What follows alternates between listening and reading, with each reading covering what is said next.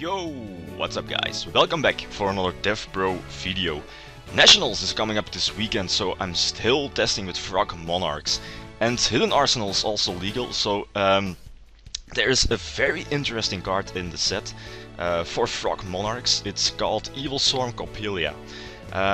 It acts like a brain control, and if you play it correctly, you can do some serious damage to the opponent. Now, is Coppelia worth maining? Yeah, let's see some games I had past week.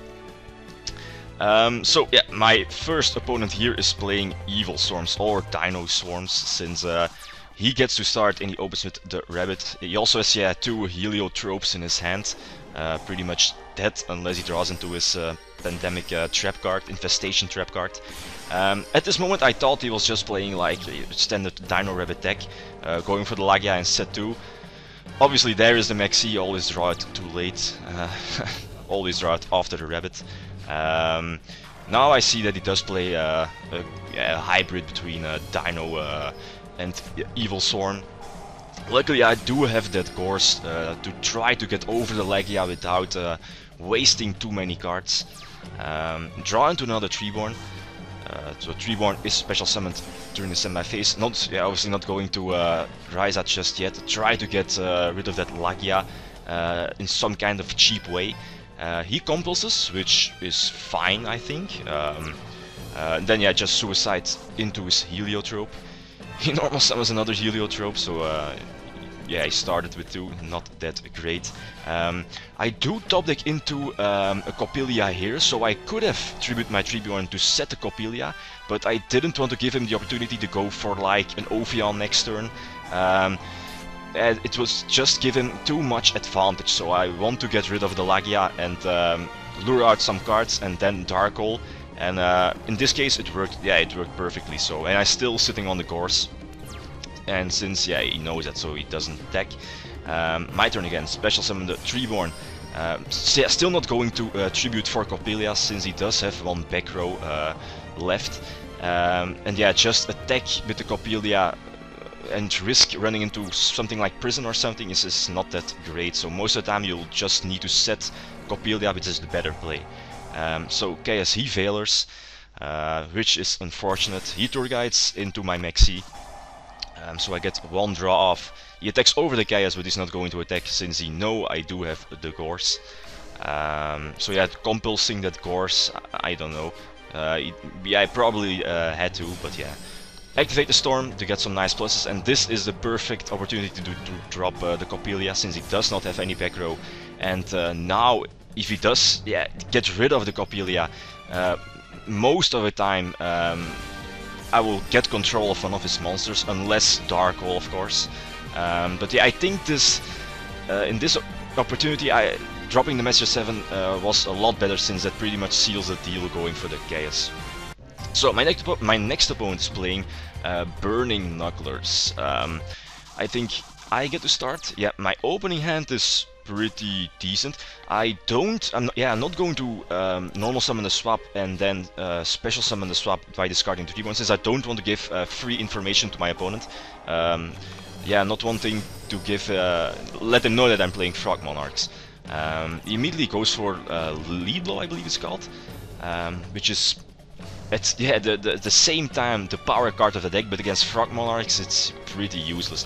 I make a sneaky move, like setting the Coppelia and hoping that he's going to attack it with his Lead Blow. But he has Compulse, so I have to drop the Fader here, since I do want to stay at a healthy life point, healthy life points. Top deck into an enemy control, so this is pretty much perfect. Take control of one of the Exceeds, special summon the Treeborn again, and then just going to tribute for Chaos and see if he has a response. He does in form of Bottomless Trap Hole, but as you see, with pretty much 2 cards, enemy control and Chaos, I get rid of his field. So that's the weakness of Burning Mugler. Then end with the Slacker for some nice stall. Now he makes a strange move, probably forgetting that Slacker has an extra effect, like when it's targeted I can detach to negate the card and destroy the card. So all in all, pretty nice. He still has one back row Yeah, probably. I was thinking here something like Prison or Mirror Force, but I do take the risk. Tribute for Coppelia and to attack over his monster. But now you see here why if the opponent still has a back row and tributing for Coppelia and attack into his monster or into the back row, and if it's a Prison, Coppelia, yeah, I can take control of the monster, attack for some damage, but it's only until the end phase, so my opponent will get his monster back. So most of the time it's just better to set the Coppelia and let them attack into it. I keep the pressure, Tribute Summon for Chaos, try to banish this monster, but he warnings. This is pretty much a waiting game that I'm playing now. Normally I should have the game in the bag, since yeah, after that enemy control Chaos play on both his exceeds. Just going to normal summon the swap and mill the Ronin Totem to set up a possible Light and Darkness play next turn. I think it's just going to pass here. And then my turn again.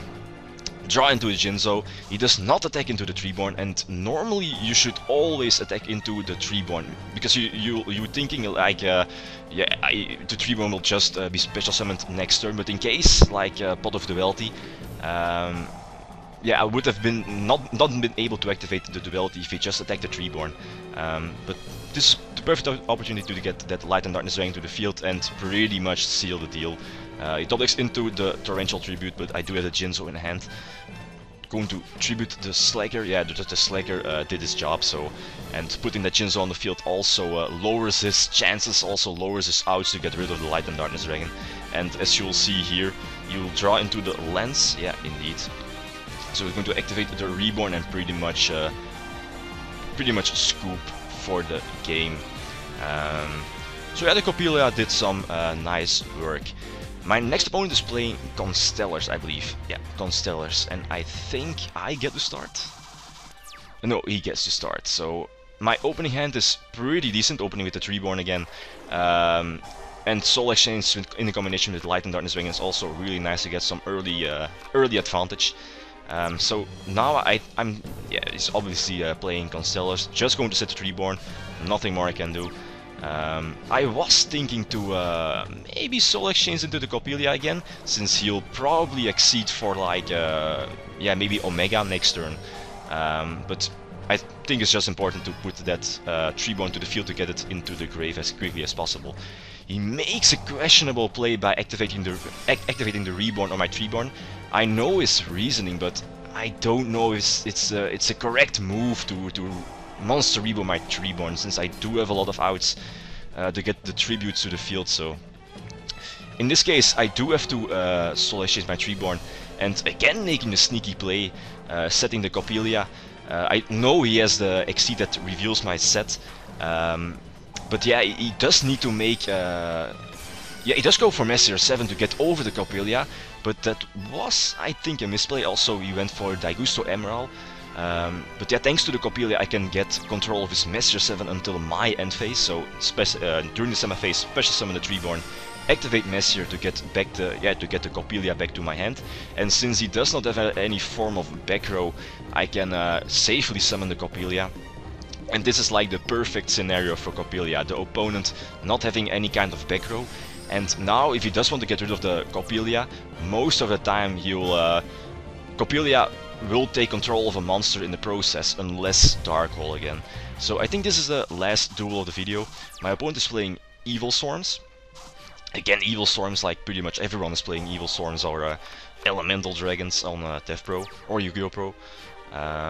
His opening hand is not that great. Also my opening hand is also not that great, since I do have a setup Treeborn, but as soon as I saw him that he's playing Evilswarms, my Maxi is pretty much dead, most of the time just a 1-for-1.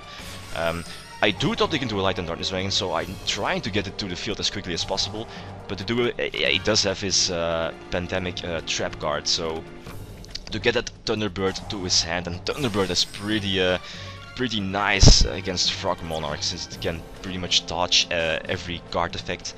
Yeah, he's going to attack the Treeborn, and my turn again. I think I draw into the Coppelia here. Yeah, so special summon the Treeborn again, and this I'm again making the sneaky play, set the Coppelia, since a smart player will probably expect a Dark Dust Spirit. But yeah, most of the time, I think in 100% of the situations, my opponent will make Ophion on his turn, so to attack into my set monster, and here Coppelia does a pretty nice job taking control of the Ophion until my end phase. So Ophion here, the Coppelia here was really nice to get rid of the Ophion lock, like the Pandemic lock, and to get that Light and Darkness Dragon to the field. So get the Light and Darkness Dragon to the field and just going to pass. I think I'm pretty set up, pretty safe. He does have a second Pandemic trap card, and he does need to waste a lot of cards to get rid of the Light and Darkness Dragon, and that's always nice. He normal summons his Mandragora and activates a Pandemic spell card to drop the Light and Darkness Dragon low enough to let him attack overhit. I think Maxi is my only target next to the Treeborn, so I'm obviously going to special summon the Maxi, just in case I draw into swap, making Gachi or something like that. But in main phase 2 we special summon this Dark Arm Dragon for like no reason at all. I do want to play it safe, like I don't want to risk the Veiler and tribute my Treeborn to target his dad, so I solo exchange this Dark Arm Dragon and target the back row. He just sends one, yeah, he just sets one card, attacks over the Maxi. Draw into another Treeborn. I don't want to risk running into the Torrential here, so I'm just going to attack over his Mandragora, but it was a Mirror Force, so...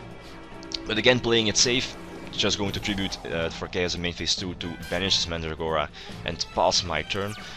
Now he top decks into the Torrential Tribute, he passes again, and I draw into the Jinzo, so I'm thinking, okay, I win the duel. But for some reason he's activating the Torrential. I know his reasoning, like he does get rid of the Chaos, but yeah, still, if he did not activate the Torrential Tribute, this was always the game. So it turned out okay for him, I think. He top decks into a useless Castor, also with this Chaos Sorcerer in hand, no failures. Top deck into another Light and Darkness Dragon, so perfect opportunity to get rid of the face down monster and put that Light and Darkness Dragon to the field. But yeah, he concedes. Alright, GG, so let's get to the deck list. I've made some minor changes. I dropped the Maxi from the main deck, I dropped one Maxi from the main deck, and also added in one Duality. Coppelia tested out pretty decent, but I think it's a card that can't be mained in Frogmonarchs. Although I'm very tempted to side deck the card, since as you saw with the Ophion, that's pretty sweet to get out of the Ophion slash Pandemic lock. But yeah, I'm going to see if I'm going to side deck it or not. Alright, Nationals is around the corner. I'm definitely going to do my best this weekend, so wish me luck, guys. Thanks for watching, and feel free to leave a comment or a like if you enjoyed the video. Lead them signing out. Peace.